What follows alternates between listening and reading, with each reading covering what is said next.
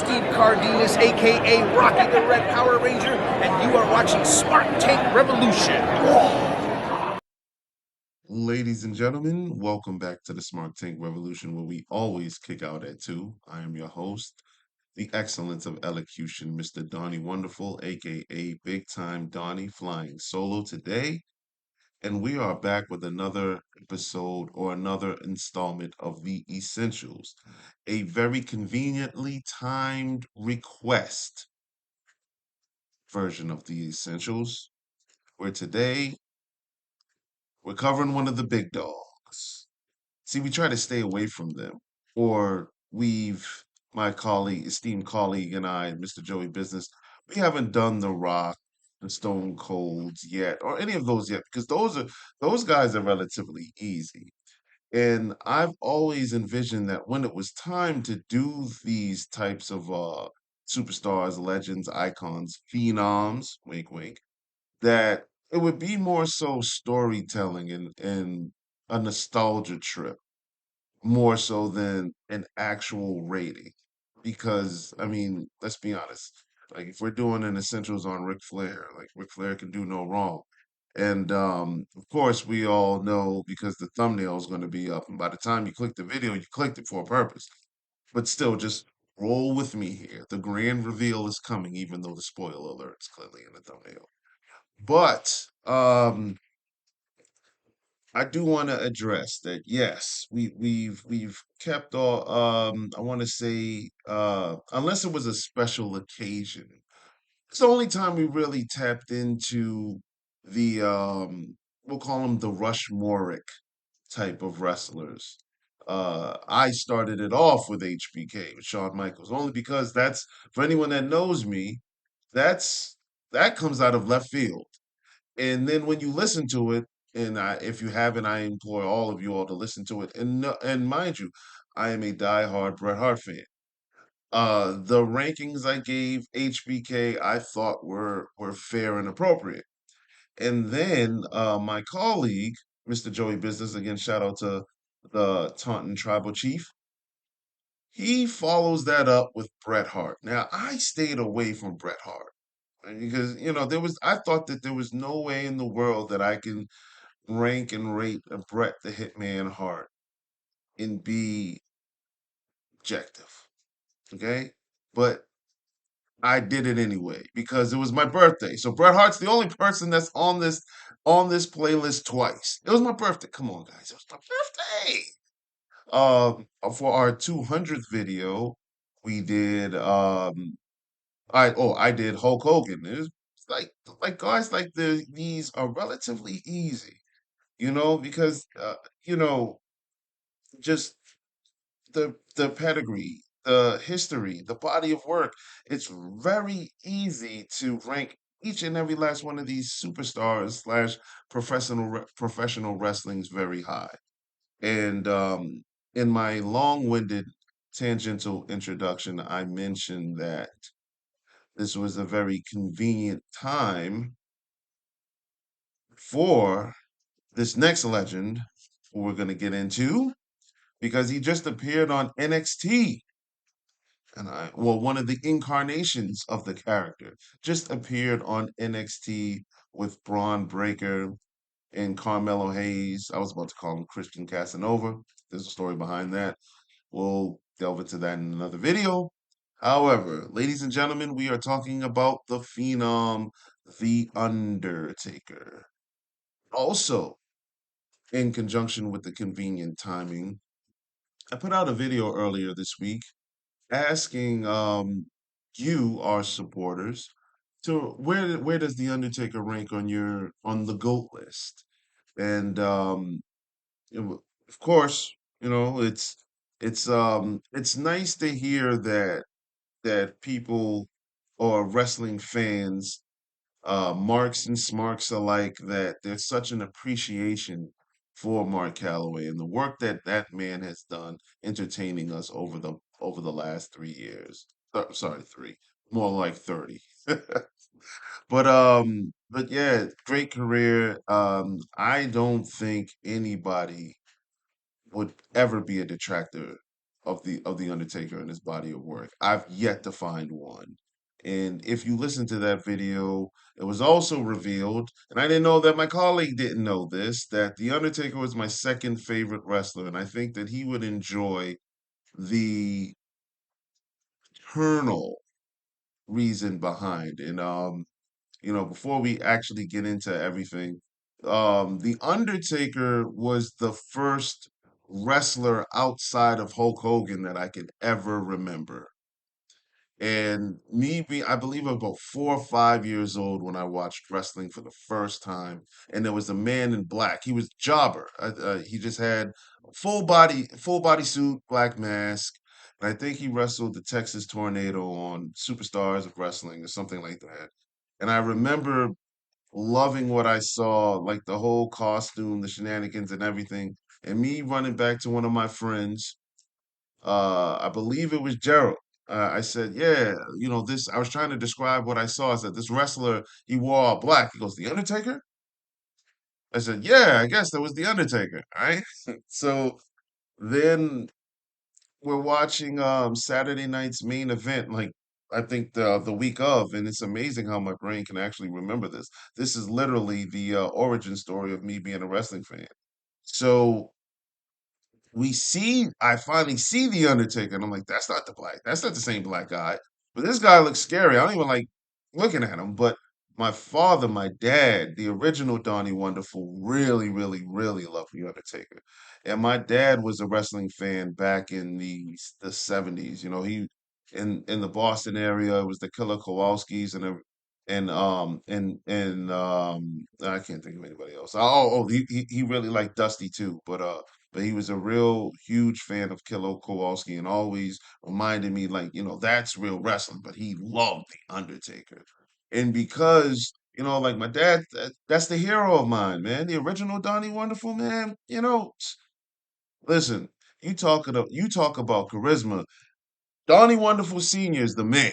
Now I'm just a carbon copy of that, an upgraded or newer version, not necessarily upgraded. I'm doing the name a huge disservice, but it's you like that. But that's what put me on to the Undertaker. My dad liked the Undertaker a lot, so did I. And another quick story too before we begin into this. I know I'm almost 10 minutes in. I haven't even talked about the rating scale or anything. But the Undertaker has been a wrestler that has eluded me for years. I mean, for years. Everyone, just about everyone that I know that's a major fan in wrestling media has met the Undertaker except for me, including Mr. Joey Business. Everybody has an Undertaker story except for me. Shout out to my boy Brian. He met The Undertaker back in 2000, I want to say maybe 2 or 3 at the Hyatt Hotel near Logan Airport. Tells a very funny story. He's years removed from watching wrestling, but from time to time would turn on Raw. This is, I guess, the ruthless aggression era. Or no. Actually, could have been, yeah. The end of the Attitude Era, ruthless aggression era. So he knows the names and the faces if he sees them. So the story goes, the Undertaker comes in and his hotel room's not ready. And he wasn't mad about it, but it also wasn't anything that he was looking forward to hearing either. So to wait for his hotel room to be done, he goes to the bar. And Brian works at the hotel, and he happens to see the Undertaker and walks up to him and says, "Hey, aren't you Kane?" And he says the Undertaker in a Texas voice just laugh. Oh no, but that's my little brother. Nice to meet you, man. Everybody has a story of meeting the Undertaker. I hope that Joey Business shares his encounter with the Undertaker or Mark Calloway at the time. Um, because they're all these stories are they he's a gentleman, and he just seems like a big gentle giant outside of the gimmick. Shout out to my boy Jeff Croyle for Shout Out Minnesota. You all go follow his YouTube page. You know, he does a lot of events, has does a lot of Comic-Con conventions, and he sends me a picture. He meets the Undertaker. And this was right after the world opened back up. And an Undertaker appearance isn't cheap.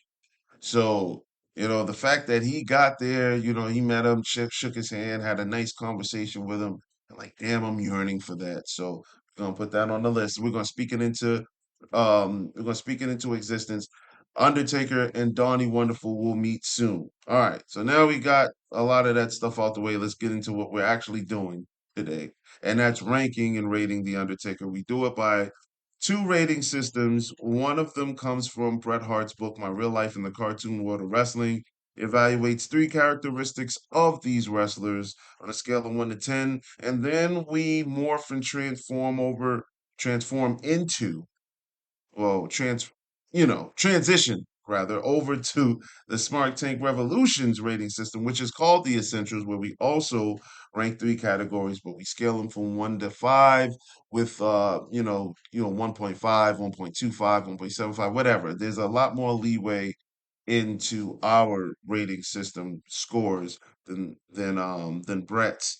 And those we'll get into that's actually my favorite part of it, but part of these videos, but we'll get into those.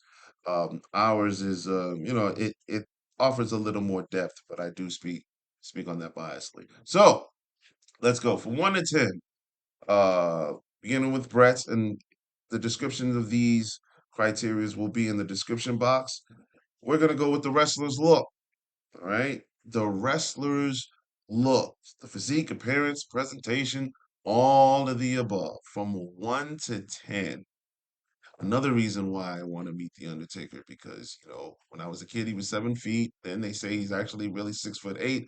I'm 6'4". I just want to stand next to him and see how tall the man actually is. But nevertheless, he's going to be taller than me, and he's going to look like he was a professional athlete, and that weighs into my high score that I'm going to give him, which will be a perfect 10.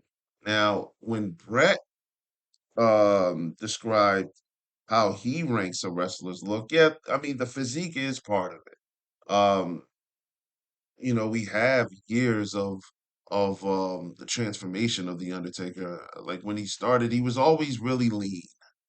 And then when he came back in 2004, and when he wrestled in the singlet, you can tell he was really chiseled. And the older he got, you can tell like he kind of bulked up.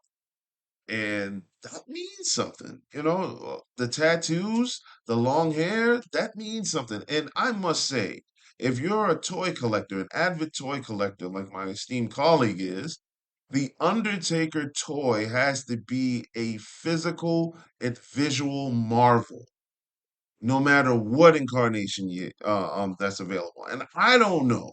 I don't know what the newer Undertaker toys look like, but those old ones, the 1990 to 93 Undertaker with the gray gloves and I guess the gray like little shin straps, whatever that were gray, and then that transformed over to the purple one with the longer hair. Like those toys have to look great, and that's all encompassed within the wrestler's look.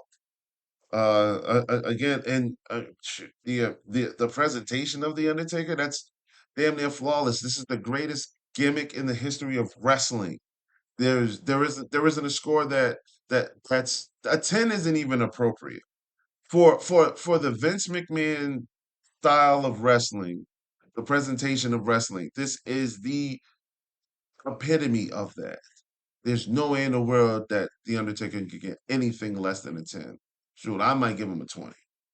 The promo ability. Okay, so here, not to say that The Undertaker was bad on the mic or anything, because he wasn't. As a matter of fact, like there's so many different metamorphoses of how I can rate this because Let's just take Biker or Dead Man Inc. Or like when the Undertaker showed more of his personality and the voice.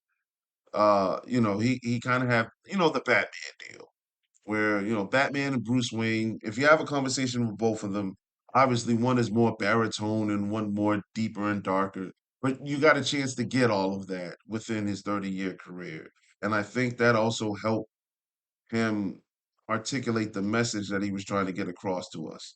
When we were supposed to be afraid of the Undertaker, Paul Bearer was the primary mouthpiece. Paul Bearer started it and Taker finished it, and I think that was perfect. Um, and then like the years when people had wrestlers had what they would have the segments. Obviously, the Undertaker was never in the funeral parlor being interviewed, but like he comes from that ilk. He comes from that cloth. Um, I'm really seriously stalling here to trying to remember an epic Undertaker promo. But what you won't find in a modern day promo that the vignettes were really good, and I guess that all gets thrown into the promo ability as well. I feel like I should give the Undertaker another 10 here, but just to be fair, just so I'll go a 9. I'll definitely go a 9. As a matter of fact, I can go a 10. He doesn't have a pipe bomb moment in my opinion, but everything else, I mean, shoot, pick pick a decade. Let's go to the 90s. Do you guys remember when he was building the coffin, the wooden coffin for Yokozuna? That was great. You can produce segments with the Undertaker that speak powerful volumes. Um, uh, Ultimate Warrior, when he seeked help from Jake the Snake to conquer his fears, and he gets the snake bite and he collapses. I forgot. Like I'm gonna YouTube that right after I'm done, so I need to hurry up with this tangent. But he reaches at the feet of who? The Undertaker is just standing there. That was scary as hell. And then the Undertaker turned babyface, and yeah, 10, man, 10. 10. I'm just gonna go 10 with the promo ability. The vignettes all count, all of that. Like, and then the in-ring work. I mean, this here is another perfect 10, but should be more so of a 20. Taker even said it himself in a promo. Um, in an Attitude Era promo, actually, where he was mad at Vince. He said, Vince sent all those freaks and giants all after me, and the Undertaker wrestled them all very well. And it's different styles. Things were the agility, and I don't want to sound like a broken record because I just put out a video where I talked about something like this, but just and he said it himself in the Last Ride documentary. Like how do you keep the viewer's eyes glued to you?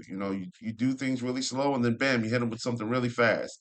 The flying clothesline shows the hang time. The Undertaker diving over the top rope. The man 6'9", 6'8", 7 foot, 7'1", whatever they were building him as, and he's able to fly like an eagle and glide like a bird. I mean, you know, look at the way he worked against Mankind. Boiler room brawls, buried alive matches. Look how he worked with other bigs. Kane, Big Show. Look how he worked with other wrestlers. Shawn Michaels, those Hell in a Cell. Bret Hart. And even he said he loved working with Bret because it gave him a chance to really show and prove that he can wrestle. Look how he wrestled with Triple H, the Hunters, the Ric Flairs. I mean, there's just way too much here. There's a buffet of whatever you want. Mr. Versatile, Mark Calloway, The Undertaker, Mr. Versatile, 10, 10, 10, and 10, the perfect 30. All right? Perfect 30 on Bret Hart scale. Now we're going to move over to ours. Again, three categories: innovative effectiveness, classic matches and classic rivalries, defining moments, redefining moments, rather. I mean, shoot, man, listen, we're gonna have to redo this one with my colleague here. Like we can have an open forum about matter of fact, we should go live. We're gonna have an open forum about this one. This is gonna be the essentials revisited because God, everybody has some Undertaker moments that that you cling to. That you know what I mean. It's the highlight reel for Mark Calloway, aka the Undertaker, aka the Dead Man, aka the Phenom. It's just too much, man. And I feel like I'm doing this a disservice because I'm gonna exclude something that you, our loyal supporters and viewers and listeners, may think was top of the line. But we're gonna try it. We're gonna really try it. All right. So innovative effectiveness, the ability to work as a baby face or a heel. We're just gonna go ahead and say we're gonna give him a perfect 5 here. Um, the reason why, again, is because the versatility of this. The Undertaker wasn't a heel the same way. He was able to adapt and modernize his gimmick and character. You want an example? Let's go early Undertaker. Just the Undertaker within the first 12 years of the company. So he was he was over as both, um impervious to pain, with the makeup and cosmetics, you were supposed to look at this man and be afraid of him. You booed him. You were afraid of him. This just as a heel. Um, let's move over to what 2002. He biker taker.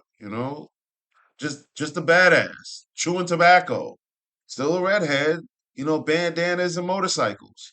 And you booed him for he beat up Ric Flair's son to get a match with him at WrestleMania. You low down dirty piece of work. You had to go there, did you? But another style that adapted with the times. All right, the Brothers of Destruction when they were heels, going against Steve Austin, where he was kind of neutral, kind of a tweener. Okay, let's talk about babyface Undertaker. All right, again, I believe his first babyface turn was before we get into that. I mean, the ultimate heel move to do even in the early 90s was to defeat Hulk Hogan. If you're feuding with Hulk Hogan, that means a lot, and Undertaker has feuded with everyone. But yeah, okay, so Babyface, that's 1993, I believe. It's 19, no, it's not, no, it's not, no, it's not, no, it's not, no, it's not.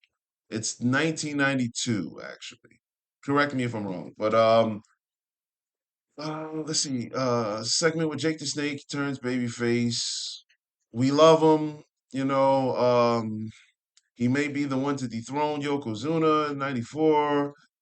He gets stuffed in a coffin. He goes away. Everybody thinks he's dead. He comes back later. That SummerSlam, Undertaker versus the Undertaker, yada yada yada. We're cheering him. Yeah, we're cheering him. But fast forward, let's just go 20 some odd years later to older Undertaker, and he's wrestling Brock Lesnar at WrestleMania 30. By now, he's the old vet. He's the darling. We're pulling for the streak to continue. Like, better yet, rewind 3 years prior to that.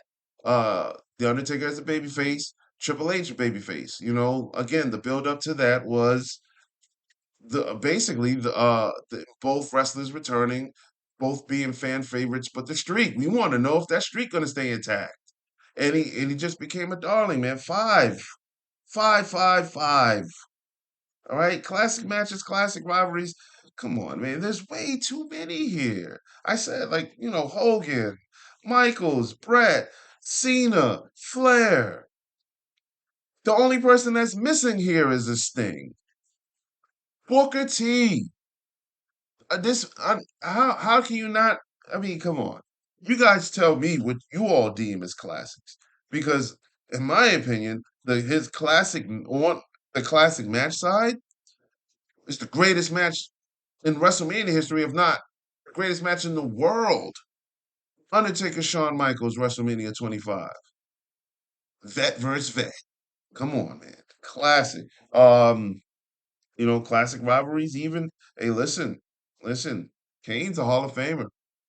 The thing that those brothers were able to do and the way that they drew that out, come on. Hey, 1997 and 1998 were great years for wrestling.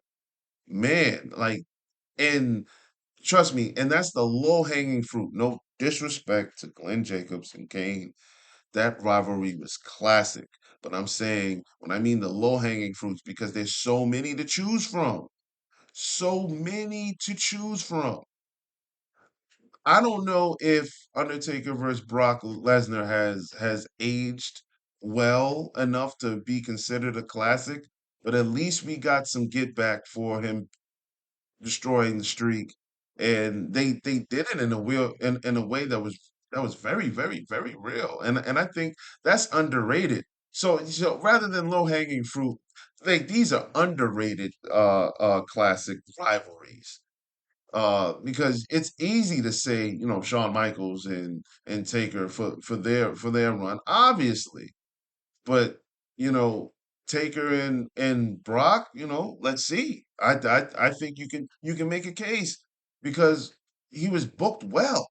Undertaker's never had a booking issue. He's always booked well, and there's just a lot here. And then the defining and redefining moments.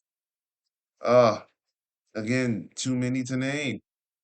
Too many to name. A defining moment would be, in from the beginning, would be within a year of him debuting as The Undertaker.